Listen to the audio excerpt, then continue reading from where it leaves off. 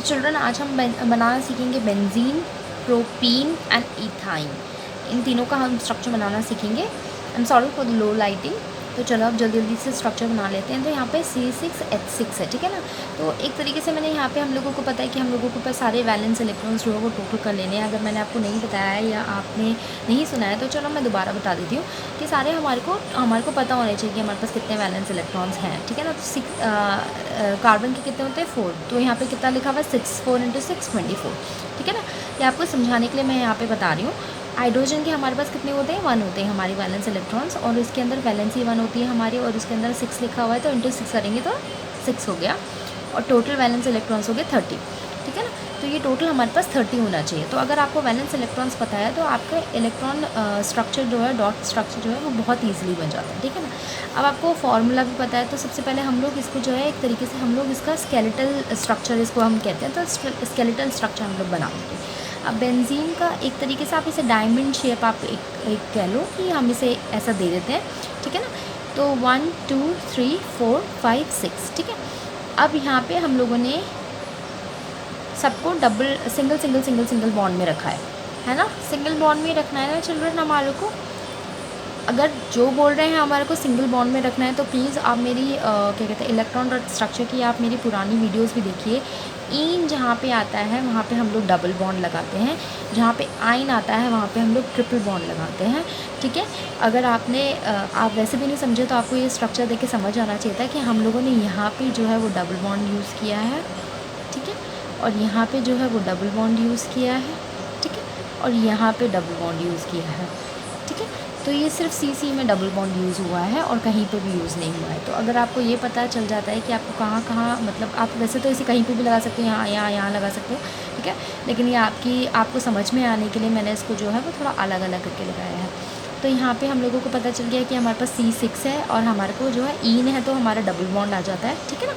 तो एक आ गया, फिर आया, फिर एक छोड़ के हम लोगों ने डबल बॉन्ड लगा लिया हमारी बेहतर समझने के लिए। आप इस तरीके से समझ लो, ठीक है। अब H है तो H का तो हम लोगों ने, क्योंकि हमारे पास 6H है और 6C है, तो हम लोगों को सिंपल एक H हर जगह पे लगा देना है, ठीक है। तो क्योंकि भाई अब हमारे को कहीं ना कहीं तो इसको वो करना है ना, इसका 4 करना है ना। कार्बन में तो 4 होते हैं ना, तो हम लोग कैसे शेयर करेंगे 1 2 3 4, है ना। तो 1 2 3 4 समझ में है। तो ऐसे ही हम लोग, इसी वजह से हम लोग सिर्फ सिंगल H लगाते हैं, डबल H नहीं लगाते, और इसलिए इसका फॉर्मूला भी H6 है, ठीक है। समझ में आया चिल्ड्रन। चलो अब यहाँ पे हम लोग देख लेते हैं। तो 1 2 3 4 5 6 7 8 इसका ऑक्टेट पूरा हो गया, ये रहा, ठीक है ना। ऐसे ही इन सब के तो डुप्लेट तो पूरे हो रहे हैं, हाइड्रोजन के सारे सबके डुप्लेट पूरे हो रहे हैं। अब इसकी बात कर लेते हैं। 1 2 3 4 5 6 7 8, है ना। 1 2 3 4 5 6 7 8 समझ में आया चिल्ड्रन, है 1 2 3 4 5 6 7 8, ठीक है। तो इस तरीके से जो है वो पूरा ऑक्टेट जो है वो स्ट्रक्चर यहाँ पे बन रहा है। बेंजीन का स्ट्रक्चर ऐसे बनता है, देखने के लिए बहुत ज़्यादा खतरनाक लग रहा है, नहीं है ना। लेकिन मैंने आपको क्या बोला है कि पहले आप लाइन वाला स्ट्रक्चर बनाओ, है ना। इसको स्केलेटल स्ट्रक्चर कहते हैं, इसको मैंने पहले आपको बताया नहीं था। तो स्केलेटल स्ट्रक्चर जब आप बना लोगे आपको बहुत ईजी रहेगा उसको डॉट में कन्वर्ट करने के लिए, क्योंकि आपको बस ये बीच की लाइन ही तो उठानी है एक तरीके से, है ना। तो उसे आप डॉट में कन्वर्ट करने के लिए आपको बहुत ईजी रहेगा। चलो अब आ जाते हैं हम प्रोपीन पे। अगेन ईन है तो इसका मतलब डबल बॉन्ड है, कहीं ना कहीं डबल बॉन्ड है ना। तो आप इसको, इस वाले डबल बॉन्ड को आप यहाँ पे भी मिला सकते हो, यहाँ पे भी मिला सकते हो, आपके ऊपर डिपेंड करता है, ठीक है ना। तो C3 है, सबसे पहले हम लोगों ने C3 बना दिया। अब हमारे को पता है कि हाइड्रोजन तो हम लोग बीच में डाल नहीं सकते हमारे को, इसी वजह से हम लोग कार्बन बीच में डालेंगे, ठीक है। और ईन है तो हमारे को डबल बॉन्ड बनाना है। अब 6 है तो 1 2 3 4 5 6 समझ में आ गया हम लोगों ने कैसे लगाया, ठीक है। अब यही हमारे को बाकी सबका सिंगल बॉन्ड है, ठीक है ना। हाँ, अब यहाँ पे इसी को हम लोगों को ऐसे स्ट्रक्चर में दिखा देना है। तो यहाँ पे ये डबल बॉन्ड है, यहाँ पे कितने इलेक्ट्रॉन्स आ जाएंगे 4 इलेक्ट्रॉन्स आ जाएंगे, दैट्स द ओनली डिफरेंस। समझ में आया चलो, ठीक है।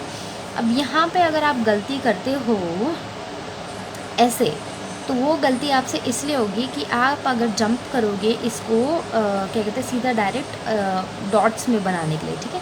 इसलिए मैं पहले क्या बोलती हूँ कि आप इसे लाइन वाला स्ट्रक्चर बनाओ, जिसको स्केलेटल स्ट्रक्चर भी कहते हैं। This skeletal structure if you making first, तो आपको बहुत ज़्यादा ईजी रह जाएगा आपको डॉट स्ट्रक्चर बनाने के लिए इलेक्ट्रॉन्स का, ठीक है ना। अब आ जाते हैं इथाइन पे। तो इथाइन का क्या है C2H2, ठीक है ना। अब हमारे को पता है आइन है, तो आइन में कितने बॉन्ड्स आ जाते हैं, ट्रिपल बॉन्ड्स आ जाते हैं, ठीक है ना। तो कहीं ना कहीं ट्रिपल बॉन्ड आएगा, ठीक है।